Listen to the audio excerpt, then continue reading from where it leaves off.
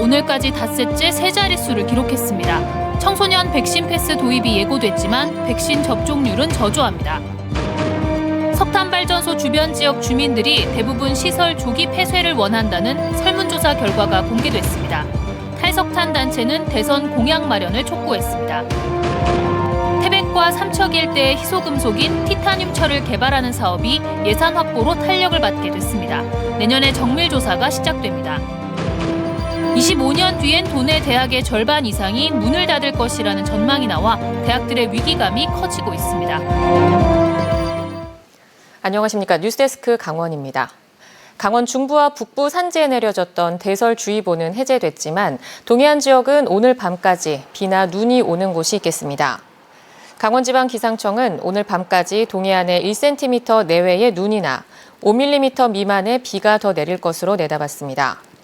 내일 아침 산지를 중심으로 영하 3도 내외까지 기온이 떨어질 것으로 예보된 만큼 내린 눈이 얼면서 도로가 미끄러울 수 있어 교통안전에 각별한 주의가 필요합니다.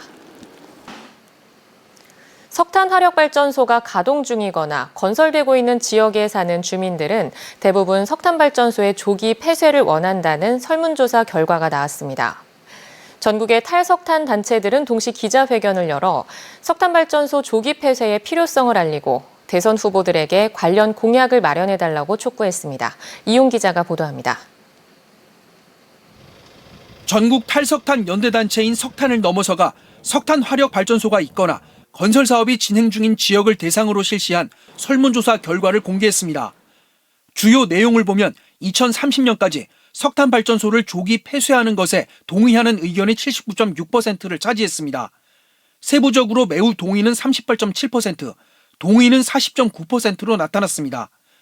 석탄 발전소의 조기 폐쇄에 동의하는 이유는 기후변화 대응이 66.7%로 가장 많았고 건강 문제 23.3%, 석탄 발전소의 경제성 악화 5.5% 순 등으로 답했습니다. 대선 후보들이 기후위기에 대응할 공약을 마련해야 한다는 조사 항목도 눈길을 끌었습니다.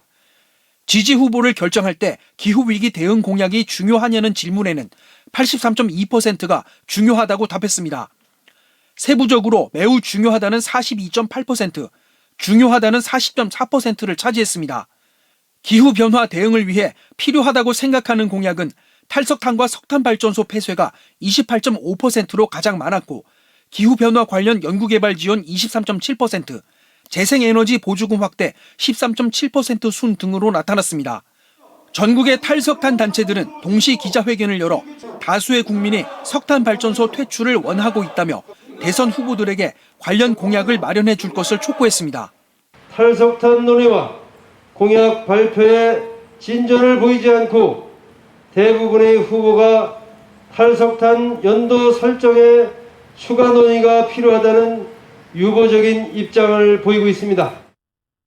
이번 조사는 탈석탄 연대단체인 석탄을 넘어서의 일례로 모노리서치가 지난달 5일부터 22일까지 강릉과 삼척 등 석탄 발전소가 가동 중이거나 건설 중인 12개 시군에 거주하는 만 18살 이상 3,600명을 대상으로 실시했고 표본 오차는 95% 신뢰 수준의 플러스 마이너스 1.63%포인트입니다.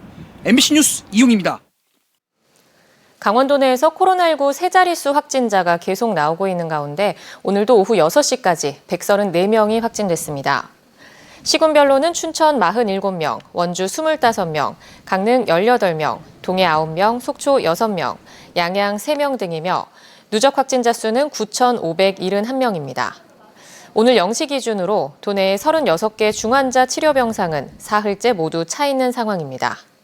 3차 접종률은 9.1%에 머물고 있는데 강원도는 이달 말까지 3차 접종률을 23%까지 끌어올린다는 계획입니다.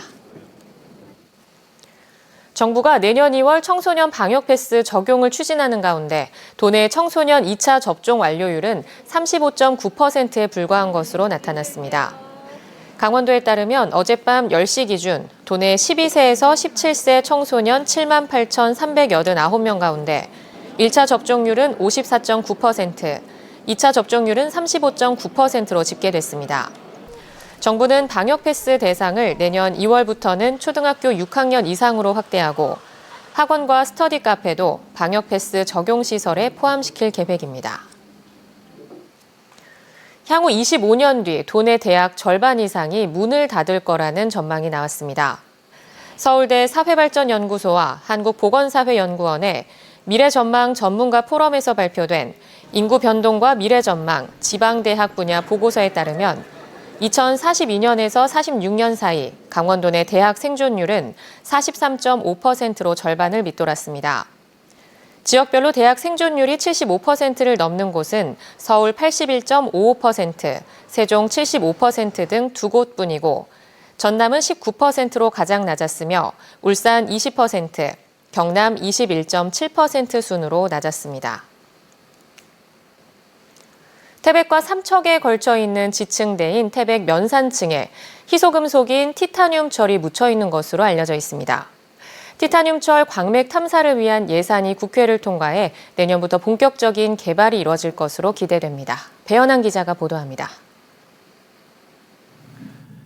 티타늄은 항공과 조선, 국방, 의료 등 산업 전반에 걸쳐 활용도가 높은 핵심 광물입니다.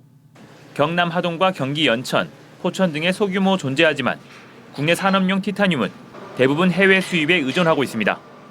한국희소금속산업연구센터에 따르면 티타늄의 수입액은 연간 8, 9천억 원에 달하고 있는 실정입니다. 이런 가운데 한국지질자원연구원이 지난 2010년부터 2015년까지 태백과 삼척, 봉화 일대를 탐사한 결과 이 일대의 지층대인 태백 면산층에서 티타늄 철의 매장을 확인했습니다.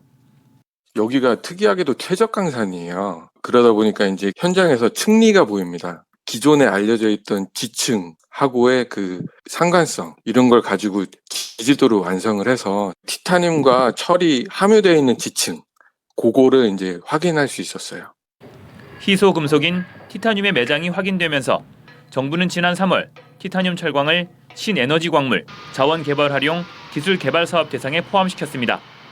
이어서 최근 국회를 통과한 내년 예산에 티타늄 철 탐광 시추에 사용할 5억 원이 포함되면서 내년부터 본격적인 매장량 조사에 나서게 됩니다. 매장량 조사로 개발 규모가 결정되고 티타늄 추출 기술 개발로 연결되면 지역의 미래 먹거리 역할을 톡톡히 할 것으로 기대되고 있습니다. 주요 희귀 광물 개발 사업으로 이렇게 이 국정과제로 채택을 했습니다. 그 예산이 참 반영된 것이고요. 앞으로 5년간 탐사와 그다음 정광 기술을 개발해서 본격적으로 개발하게 됩니다. 티타늄 탐광 시추 사업이 본격화되면서 티타늄 개발이 폐광 지역에 새로운 대체 산업으로 자리매김할 수 있을지 주목받고 있습니다. MBC 뉴스 배현환입니다. 겨울 난방기기 화재 가운데 장작을 떼서 난방을 하는 화목보일러 화재가 가장 많은 걸로 나타났습니다. 의용소방대가 집집마다 돌면서 보일러를 점검해주기도 하지만 우선은 사용자가 주의하는 게 필요한데요. 화목보일러를 사용하면서 주의할 점을 이병선 기자가 정리해봤습니다. 지난달 횡성의 한 야산에서 발생한 산불. 주민이 내다버린 화목보일러의 재 속에 있던 불씨에서 시작된 불은 산림 2,500제곱미터를 태우고 1시간 만에 꺼졌습니다. 지난해 5월에 있었던 고성의 대형 산불을 키운 건 강한 바람이었지만 그 시작은 역시 화목보일러였습니다. 지난 2018년부터 올해까지 강원도에서 난방기기와 관련된 화재는 443건이었는데 이 가운데 화목보일러가 126건으로 28%를 차지해 가장 많았습니다. 농촌 지역을 중심으로 의용소방대가 매달 2번씩 집집마다 돌며 화목보일러를 점검하는 이유입니다.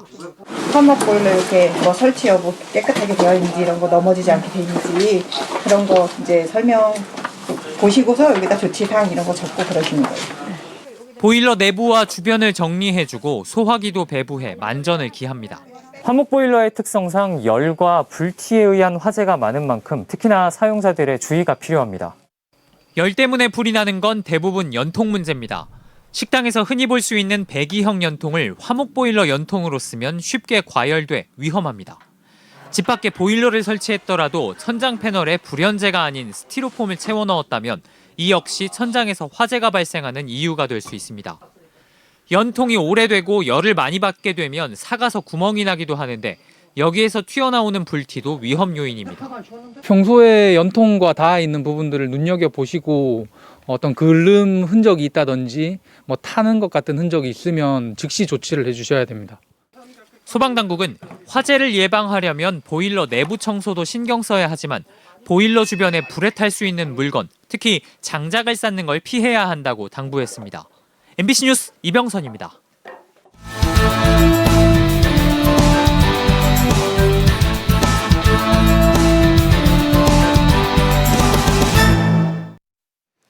강원도 선거관리위원회는 제20대 대통령 선거 90일 전인 모레부터 후보자와 관련 있는 출판 기념회와 국회의원, 지방의원의 의정활동 보고회가 금지된다고 밝혔습니다.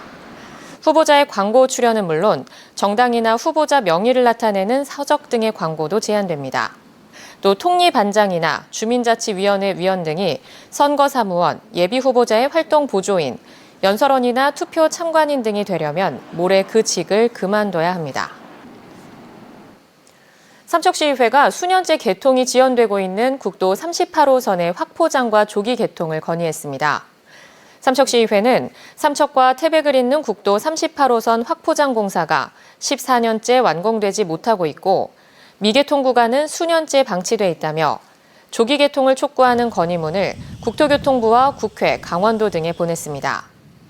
시의회는 현재 도로 개설과 관련해 인근 사찰과의 손실 보상 협의가 지연되면 도로 개통 또한 지연될 수밖에 없어 본선 도로 노선을 일부 조정해 해당 사찰을 미편입하는 방안까지 고려해 줄 것을 요구했습니다. 양양군이 관광객 유치를 위해 양양 수산항과 울릉도 독도를 오가는 여객선 노선 신설에 본격적으로 나섰습니다. 양양군은 지난 1일 기획감사실에 해상운송 전담팀을 신설하고 내년도 추가 경정 예산안에 관련 예산을 편성하도록 준비하고 있습니다. 현재 강원 동해안 지역에서 울릉도와 독도를 오가는 여객 노선은 강릉항과 동해 묵호항 두 곳에서 운행하고 있습니다. 도내 연안 정비 사업과 항만 저반 시설 확충 등에 필요한 국비가 상당수 확보됐습니다. 국회 심의를 거친 내년도 해양수산부 예산을 보면 강릉 향호 소돌지구와 속초 외용치지구의 연안 정비 사업에 10억 6천만 원, 동해안 근로자 복지관 건립에 10억 원의 국비 투입이 확정됐습니다. 어선의 안전한 접안을 위해 추진하는 삼척 호산항의 무량장 확충 사업에는 10억 원의 행정안전부 특별교부세가 확보됐습니다. 강원FC가 K리그1 잔류에 성공하면 승강 플레이오프 홈경기 입장료를 팬들에게 돌려줍니다. 강원뉴스 마칩니다. 시청해주신 여러분 고맙습니다.